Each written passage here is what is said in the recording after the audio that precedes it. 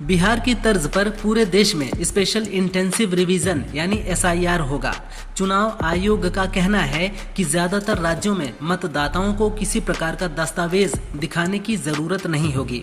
ज्यादातर जगह ये प्रक्रिया 2002 से 2004 के बीच हो गई थी। जिन लोगों के नाम उस समय वोटर लिस्ट में थे उन्हें अपनी जन्मतिथि या जन्म स्थान के लिए कोई कागज नहीं देना होगा। जो नए वोटर बनना चाहते हैं उन्हें डिक्लेरेशन फॉर्म भरना होगा।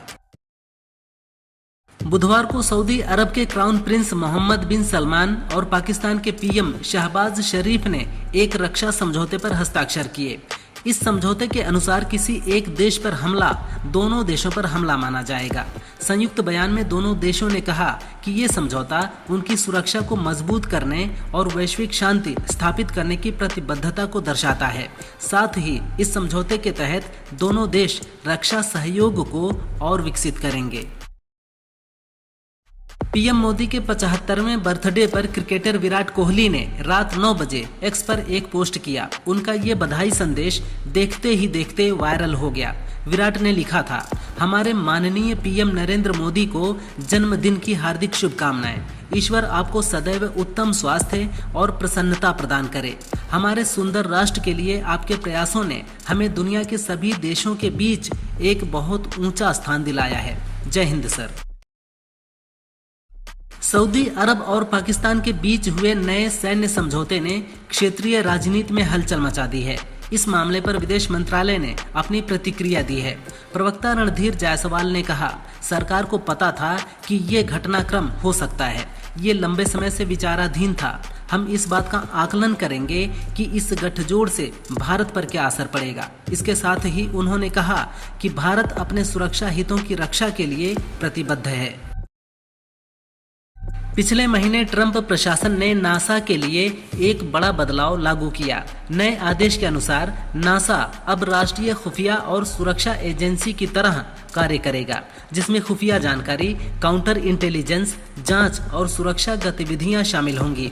इस बदलाव के साथ ये सवाल उठने लगा है कि क्या नासा अब अंतरिक्ष एजेंसी के बजाय एक जासूसी एजेंसी बन गई है। इस बदलाव को लेकर ट्रंप की काफी आलोचना भी हो रही है।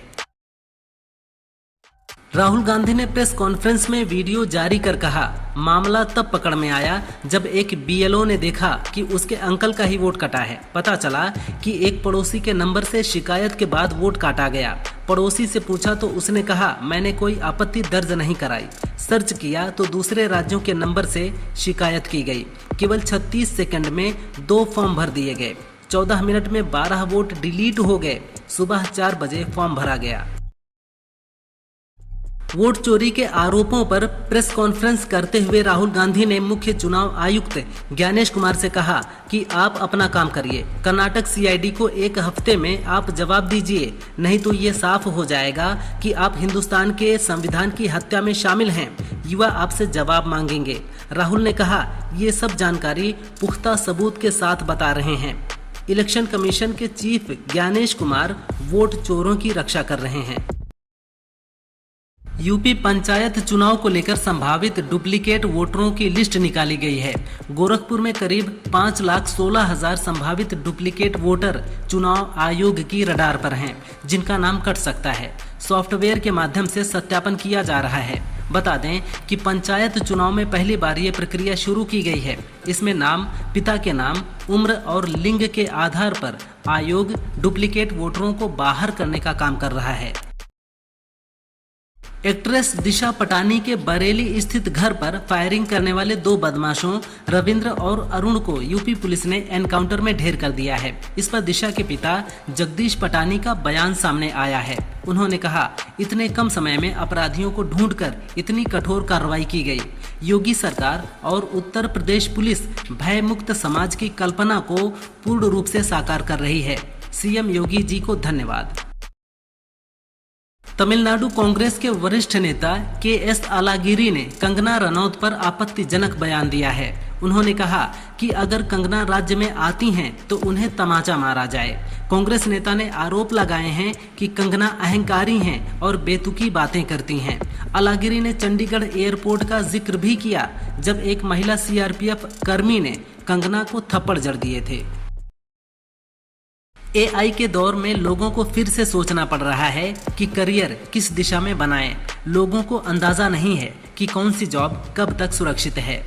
द फ्यूचर ऑफ जॉब सर्वे की रिपोर्ट के मुताबिक कुछ सेक्टर्स हैं जिनसे संबंधित जॉब्स में तेजी से ग्रोथ हो रही है। सबसे पहले नंबर पर है बिग डेटा स्पेशलिस्ट, जिसमें 110% ग्रोथ की उम्मीद है।